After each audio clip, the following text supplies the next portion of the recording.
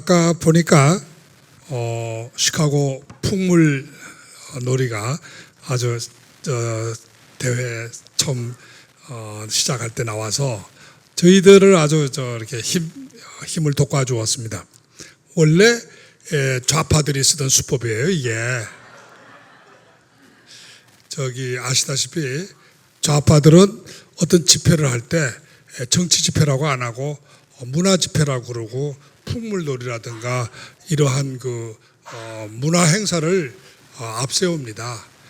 그 행사의 모든 비용은 정부라든가 또는 경제단체나 또는 보수들이 내요. 그래서 오늘의 이 촛불혁명은 돈을 보수가 내고 열매는 좌파가 따먹는 것이었습니다. 저희도 그러한 지혜를 좀 배워야 될 필요가 있는데 제가 보니까 태극기 여러 애국 포럼 중에 시카고 애국 포럼이 제일 먼저 진화가 돼서 이러한 좋은 방법을 사용한 것 같습니다. 시카고 애국 포럼의 앞으로 무궁한 발전이 확실히 기대가 됩니다. 감사합니다.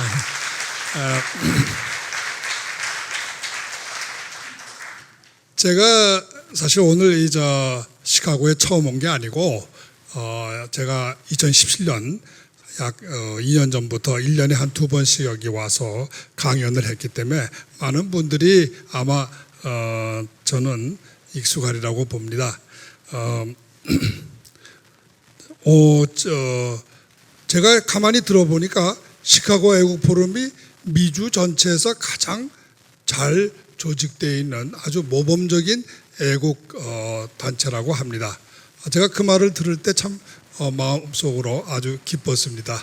마치 제가 뭐 거기에 큰 좀 기여라도 한 것 같아서 한편으로 아주 흐뭇했습니다. 특히 오늘은 우리 시카고 지역의 가장 존경받는 언론인 우리 조광동 선생님과 또 아까 최무교 회장도 소개했지만 지금 그 보수한테 가장 필요한 것이 젊은 피의 수혈이에요. 근데 바로 이 젊은 피로서 지금 가장 국제적으로 뜨고 있는 우리 조평세 박사님을 이렇게 같이 연사로 묶어주셔서 저는 굉장히 원군을 얻은 것 같이 마음이 든든합니다. 우리 시카고 애국 포럼이 앞으로도 계속 더 발전하기를 기원하고 모든 그 미주와 한국의 보수 애국 단체들이 이러한 그 시카고 애국 포럼의 선진적인 그런 그 운영 방법을 배우게 되기를 기대하겠습니다. 그럼 본론에 들어가서 말씀을 좀 시작하겠습니다. 저한테 주어진 시간이 약 25분으로 알고 있습니다. 될 수만 있으면 그 시간을 잘 지켜서 우리 조광동 선생님과 또 조평세 박사님께서 충분히 말씀을 하실 수 있도록 제가 협조하고 노력을 하겠습니다. 지금 시간이 7시죠? 맞습니까? 예. 자, 그러면 7시 25분까지 끝내도록 하겠습니다. 먼저 오늘 제목을 제가 이렇게 잡았어요. 보수를 개혁해서 문재인을 타도하자. 그러면 먼저 보수를 개혁하는 이야기 들어가기 전에 왜 문재인을 타도해야 되는가? 그 점을 잠깐 이야기를 하겠습니다. 많은 분들이 유튜브를 여기 계신 분들은 유튜브를 많이 보실 줄 알아요. 그 유튜브를 통해서 매일매일 이 들어오는 이야기를 여러분들이 좀 들으시면서 정말 어떻게 저런 사람이 대한민국의 대통령이 됐나 하고 아마 기가 차고 참 너무 답답하게들 느끼실 거예요. 맞죠? 예. 제가 보니까 우리나라가 지금 오늘 금년으로서 건국된 지가 71년이더라고요. 그리고 그동안에 대통령이 12분이에요. 그런데 이 12분인데 대수로 말하면 19대 대통령이라고 합니다. 문재인은 19대 대통령이에요. 근데 제가 여러 가지 기록을 봤어요. 좀 의외의 사실을 발견했어요. 저는 문재인이가 19대 12명의 대통령 중에 모든 점에서 최악의 대통령이라고 저는 확신하고 있습니다. 능력이나 또 그 사람의 인격이라든가 모든 점에서 어떻게 이런 사람이 대통령이 됐어? 나라 정말 망할 때가 됐는가 봐. 이렇게 저는 아주 생각을 해서 문재인이야말로 참 형편없는 것이다. 국민들이 잘못 뽑은 것이 분명하다. 이렇게 저는 생각을 했는데 위키피디아를 여러분들이 한번 들어가 보세요. 숫자를 그 양반 위키피디아를 보고 제가 깜짝 놀랐어요. 믿거나 말거나 2017년 대한민국에서 가장 자랑스러운 인물로 선정된 사람입니다.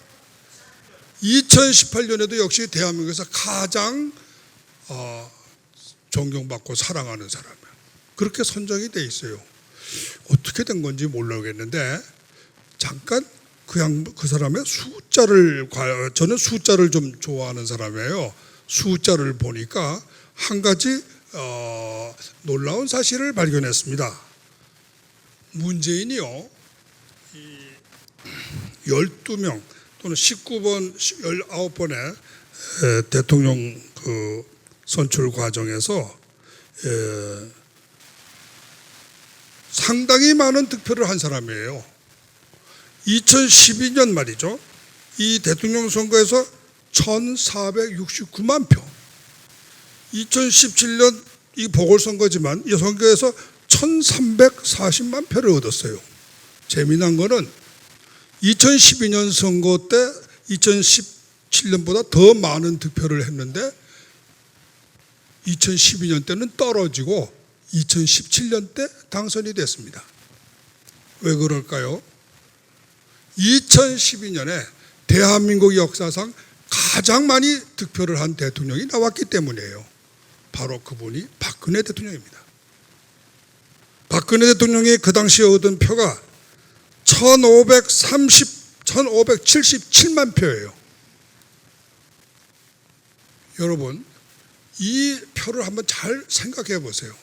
박근혜 대통령은요, 우연히 재수 좋아서 대통령 된 사람 아닙니다. 역대 대통령 선거에서 대한민국인으로서 최고의 득표를 기록한 사람이에요. 문재인이가 두 번째입니다.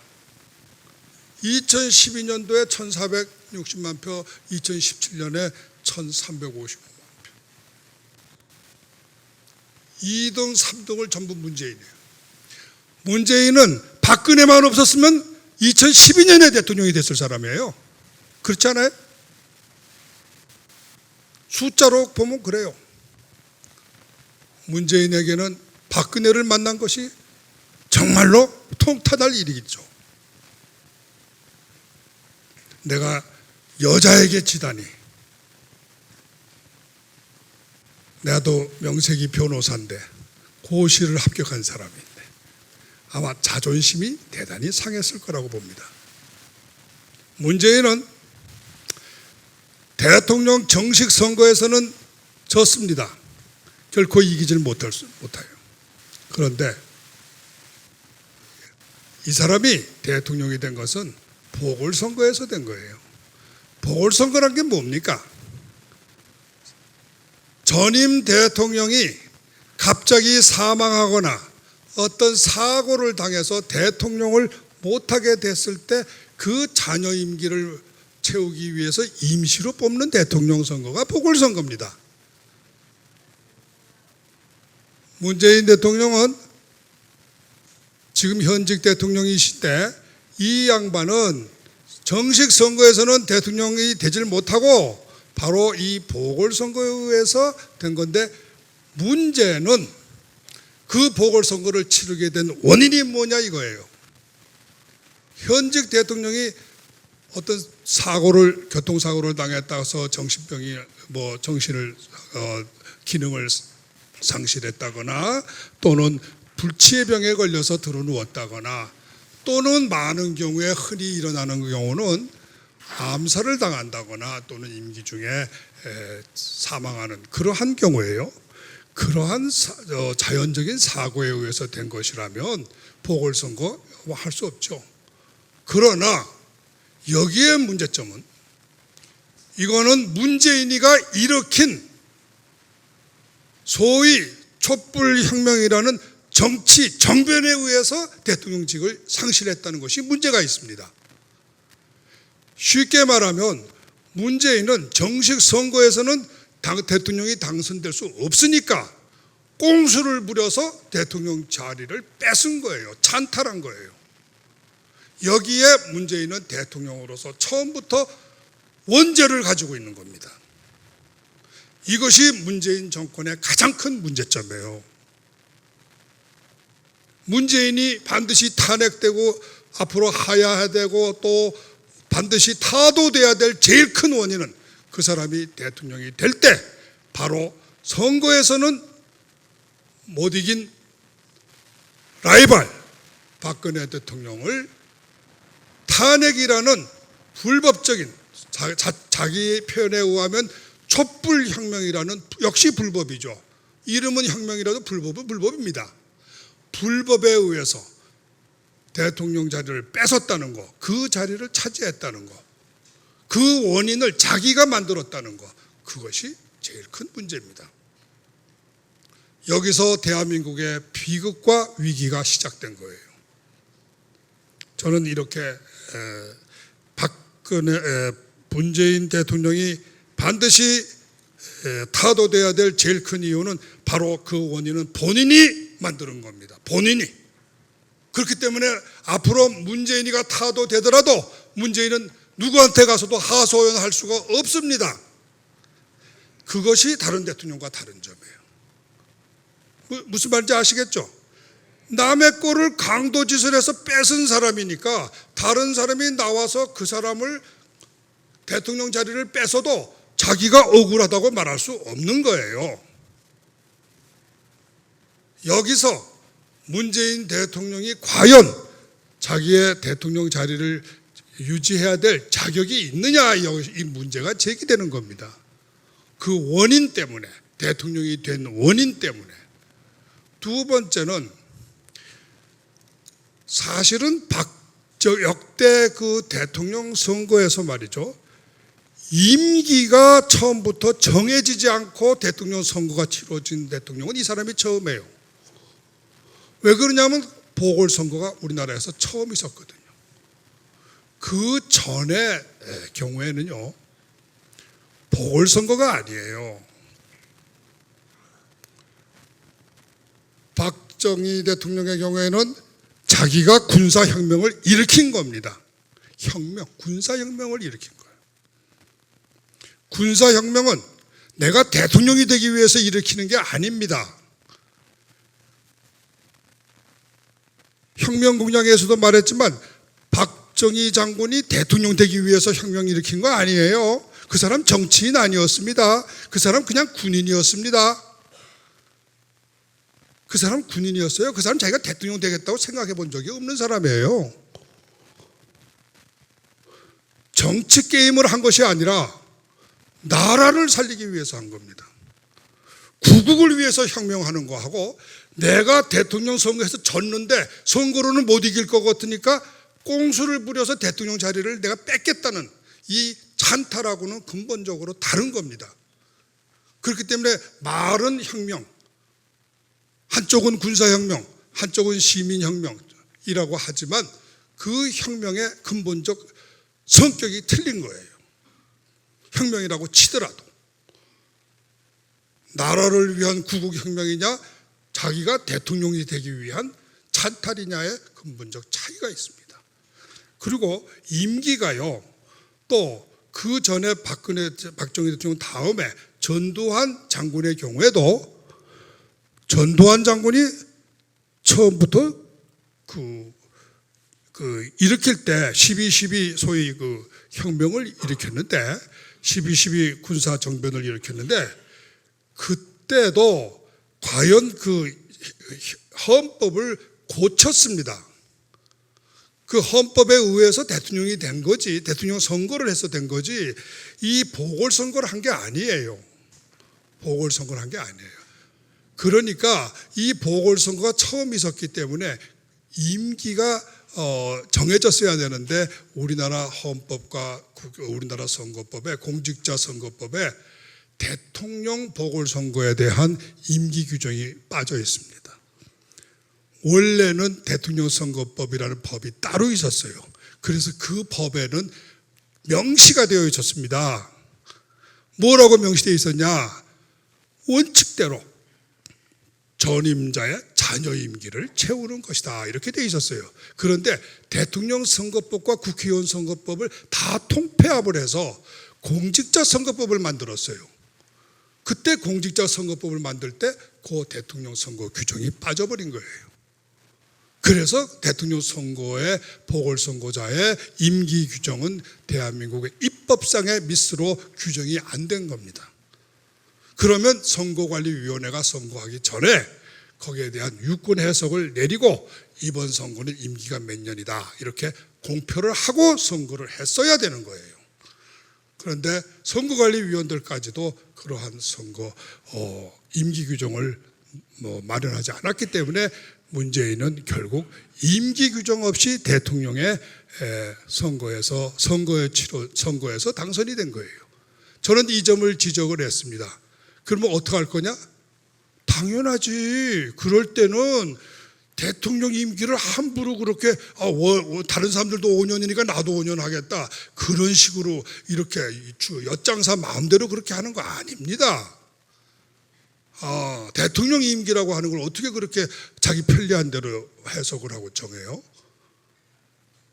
이렇게 헌법 규정이 모호할 때는 원래는 법원에서 재판을 해야겠지만 대통령 임기를 재판으로 정할 수는 없습니다. 판사가 대통령 임기 정하는 거 아니에요. 왜? 대통령의 임기는 국민이 정하는 겁니다. 왜? 대통령은 국민이 뽑기 때문에.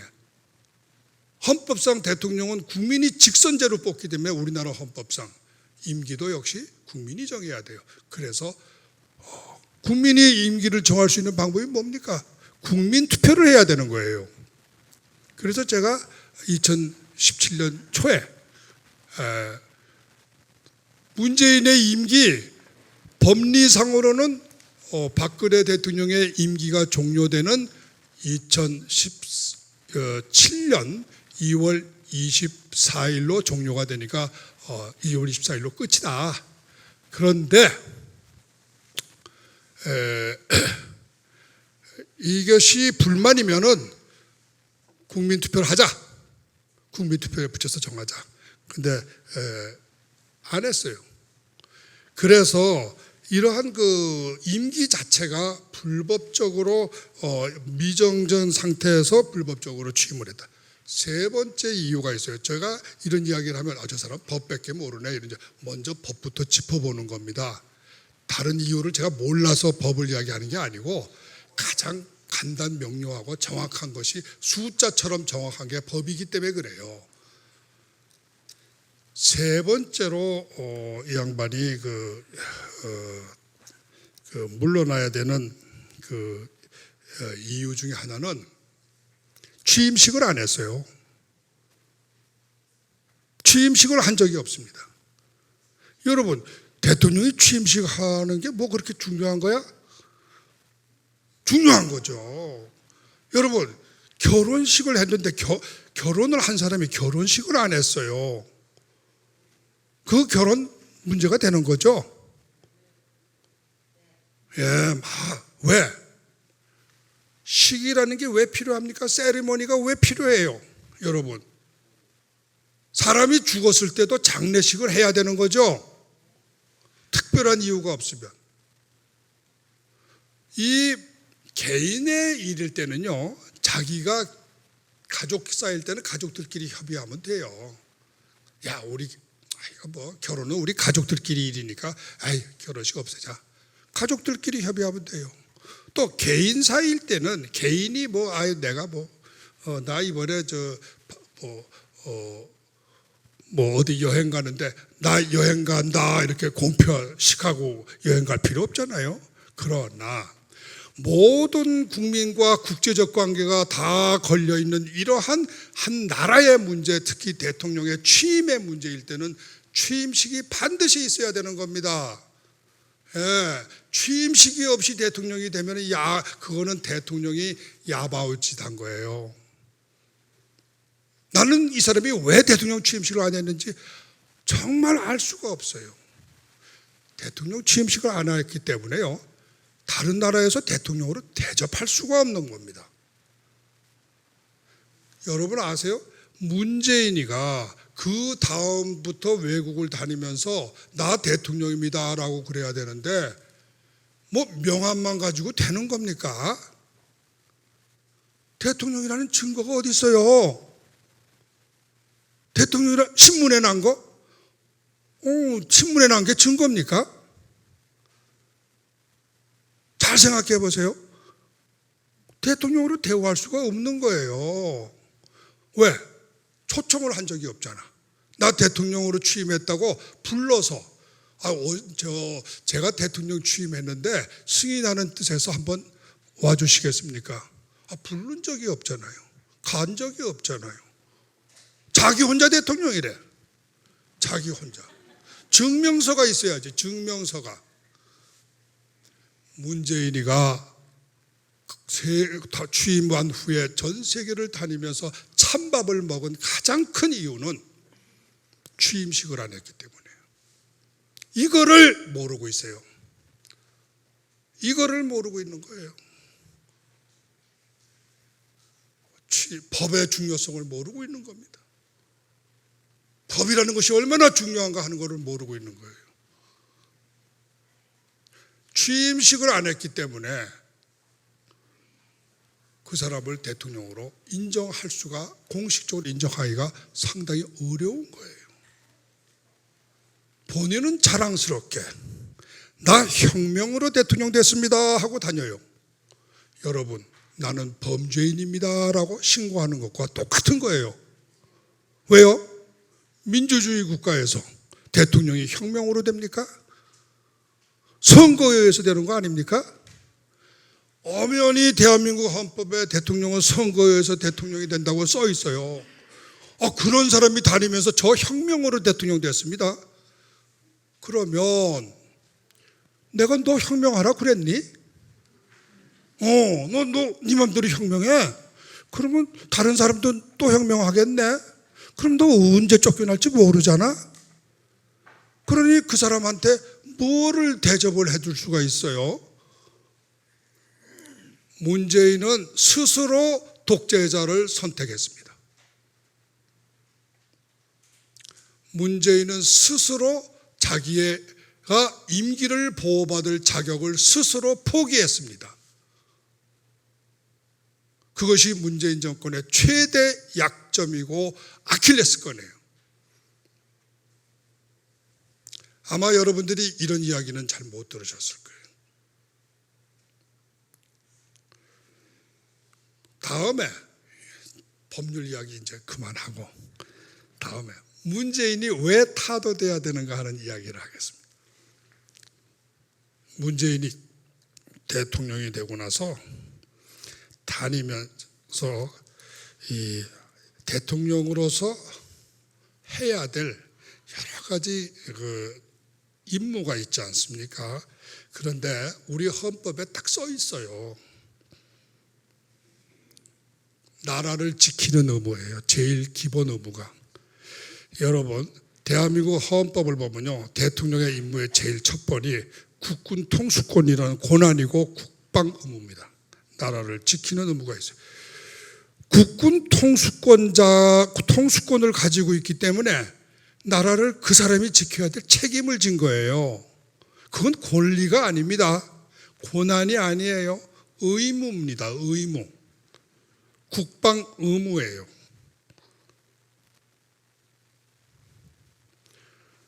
헌법상의 모든 권한은 권한이 아니에요. 그거는 의무입니다. 그래서 직무라고 그래요. 직무. 직무입니다. 직무. 우리들은, 여기 계신 우리 시민들은, 국민들은, 대한민국 국민들은, 또 여기 계신 분들은 미국 시민권자예요.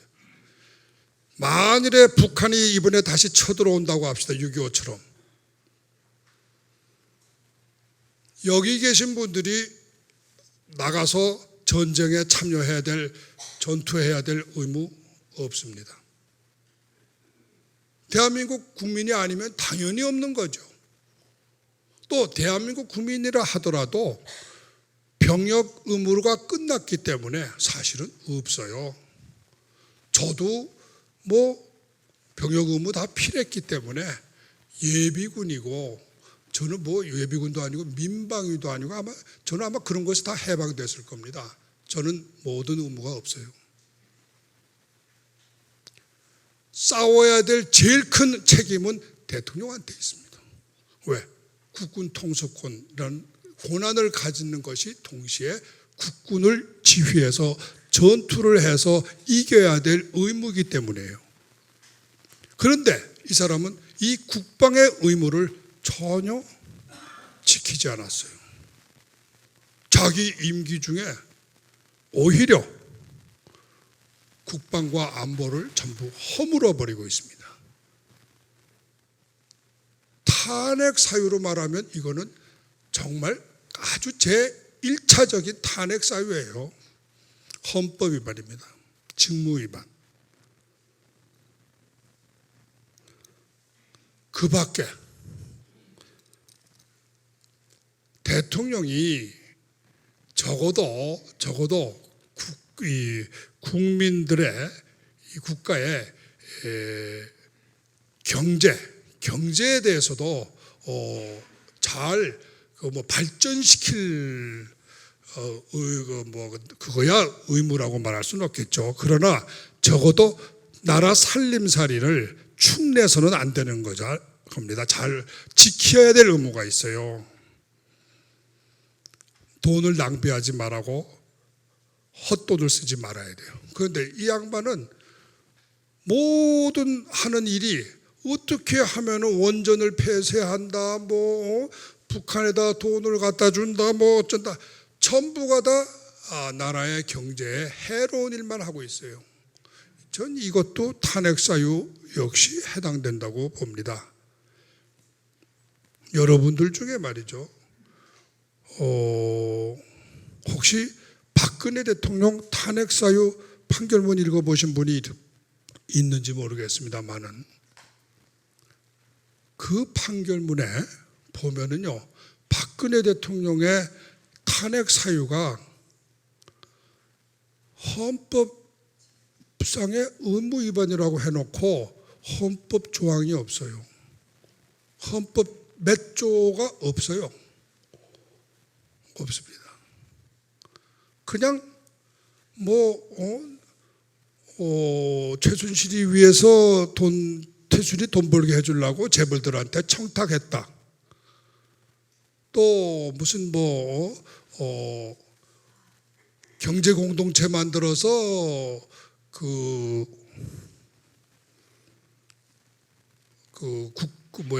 미르재단, K스포츠 재단에 출연금 모았다. 그런 거예요. 그런데 그것이 어떻게 해서 헌법 제 몇 조에 된다는지 논리적 설명이 전혀 없습니다. 그런데 거기에 비하면 지금 문재인이는 헌법 조문이 딱딱 떨어져요. 국방 의무 위반, 그다음에 최소한도 국가 경제의 안전과 그런 걸 지켜야 될 경제 안정에 대한 의무, 국민의 민생을 안전시키는. 또 한 가지 문제가, 결정적인 문제는 대통령의 제일 큰 책임이 중에 하나가 뭔지 아십니까? 대통령 책임제는 대통령이 국가의 원수예요.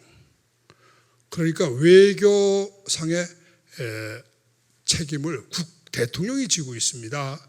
외무부 장관은 대통령의 보조인에 불과한 거예요. 외교상의 동맹 조약이라든가 이러한 것을 수호하고 지켜야 될 책임이 대통령한테 있습니다. 그런데 이 사람은 지금 미국과의 한미동맹서부터 시작해서 우방과의 외교를 하나도 지금 성사시키지 못하고 있어요. 제일 중요한 우방인 미국과 일본에 대해서 외교가 전혀 다 단절 상태예요. 누가 그걸 그렇게 원인을 만든 게 아니라 자기가 전부 그렇게 만든 거예요. 자기가. 누가 강경화 외무부 장관이 잘못해서? 아니죠. 그 외교 잘못한 거 전부 자기 책임이에요. 그래서 이 양반이야말로 박근혜 대통령한테 적용한 탄핵 정신으로 비춰보면 탄핵 사유가 그야말로 차고 넘쳐요.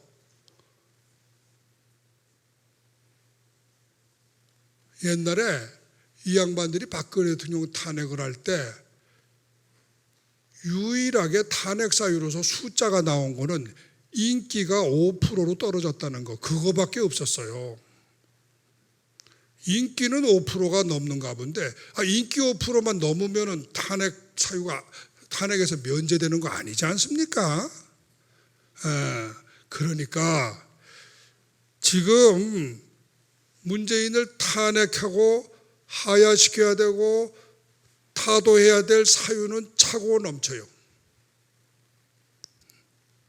그러면 저는 여기다가 또 한 가지 좀 짚어야 되겠어요.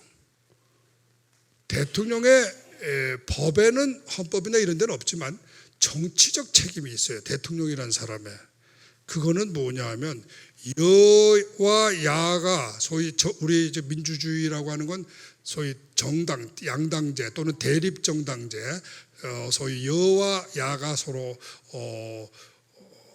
하는 그러한 그 복수정당제가 기본으로 되어 있지 않습니까? 그런데 이 복수정당제에서 만일에 대통령이라는 사람이 없으면 이 나라가 어느 나라고 민주주의를 하는 나라는 두 조각, 세 조각이 날 수밖에 없습니다. 그렇잖아요. 정당이 여러 개니까. 그러면 무슨 문제만 생기면은 여에서 이렇게 이야기를 하면 야 쪽에서는 아니요, 그거 아닙니다. 어느 나라 대통령 원수가 왔는데 그 여당 수상이 이렇게 가서 우리는 이렇게 합시다. 뭐 영국 같은 예를 들면 브렉시트 우리 그만하겠습니다 이러는데 야당 대표라는 사람이 만나가지고 그 사람 우리 브렉시트 우리 있어야 돼요. 이렇게 딴소리 하면은 그 나라 콩가루 나라 되죠. 그렇기 때문에 복수 정당제에서 국가가 분열되지 않고 통합을 시키는 역할은 대통령한테 있습니다. 이것을 국민 통합의 책임이라고 그래요. 대통령의 헌법상의 직접 명문은 없지만 정치 도의상, 정치 원리상 대통령에게 주어지는 가장 큰 도덕적, 정치적 책임은 국민 통합입니다. 여와 야를 떠나서 국민을 통합시켜야 될 책임이 있어요. 만일 대통령 된 사람이 똑같은 일을 가지고 야당 국회의원은 전부 처벌하라고 검찰 보고 지시하고 똑같은 일을 해도 여당에게는 그거 덮고 넘어가라 이렇게 한다면 국민 통합이 안 되죠. 지금 문재인은 국민을 대통령으로서 갈갈이 분열시키고 있어요. 국민 통합을 완전히 깨트린 이 사유도 역시 대통령으로서 반드시 우리가 더 이상 용납할 수 없는 대통령으로서 반드시 타도돼야 될 원인입니다. 자, 그러면 이거 계속 이야기하다가는 끝이 없어요. 그래서 지금 결론만 내고 끝내겠습니다. 그러면 어떻게 이거 할 거냐, 달성할 거냐 방법인데 우리 태극기 시민들이 뭉쳐서 해야 될 일이 뭐냐?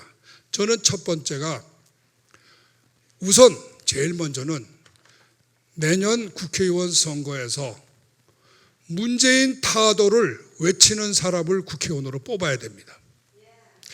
여다 야다 따질 거 없어요. 그 사람 무슨 정당이냐 이런 거 따질 필요 없어요.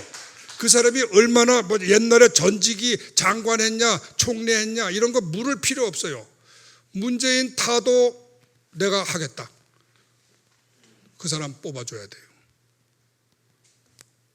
목표, 우리가 해야 될 일은 그겁니다. 그래서 저는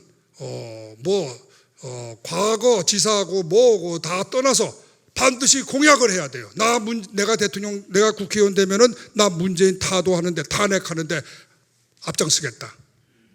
그거를 반드시 서약을 받아야 된다. 두 번째는 다음에 말이죠. 우리가 또 한 가지 해야 될 일 중에 하나는 지금 구속되어 있는 사람들, 박근혜 대통령 벌써 이미 2년하고도 5개월, 지금 2년하고 5개월. 죄가 하나도 없는 사람을 이렇게 가둬놓고 이렇게, 그 양반이 또 보통 사람도 아니고 박정희 대통령의 따님입니다. 그리고 이 양반은요, 영국의 엘리자베스 여왕과 같은 사람이에요. 나라에 충성하고 애국하기 위해서 결혼을 하지 않고 산 독신 여성입니다. 정말로 영국 사람들이 가장 프라우드하는 왕이 누구예요? 엘리자베스 여왕. 버진, 처녀 여왕이에요. 처녀 여왕. 우리 대한민국에도 바로 처녀 여왕, 엘리자베스 여왕. 그분이 바로 박근혜 대통령이에요. 아까도 이야기했지만 역대 대한민국 선거 역사상 최다 득표를 한 사람이에요. 이런 사람은 감옥에 있고, 이런 사람을 야바위 쳐서 쫓아낸 사람은 대통령에 있고, 이러면 안 되는 거예요. 이거를 우리가 가만히 지켜보고 있으면 우리도 역시 비겁한 사람이고 공범자가 됩니다. 그렇기 때문에 반드시 애국 시민들은 박근혜 석방을 외쳐야 된다. 이것을 저는 말씀을 드리겠습니다. 시간이 죄송한데 제가 세 번째만 말씀드리고 내려갈게요. 세 번째는요, 한미 간에 보수가 연합해서 같이 움직여야 됩니다. 이 책을 쓰신 분이 Losing Korea, Losing South Korea, 이 책을 쓰신 분이 고든챙이에요. 이 고든챙은 여러분이 혹시 유튜브에서 들어가서 한번 쳐보세요. 대한민국의 어떤 애국자보다도 가장 열심히, 가장 정확하게 말하고 있습니다. 지금까지 두세 번의 유튜브를 계속 날리면서 이 양반이 한 말이 있어요. 결론, Moon must go. 자, 우리 다 같이 한번 외칩시다. Moon must go.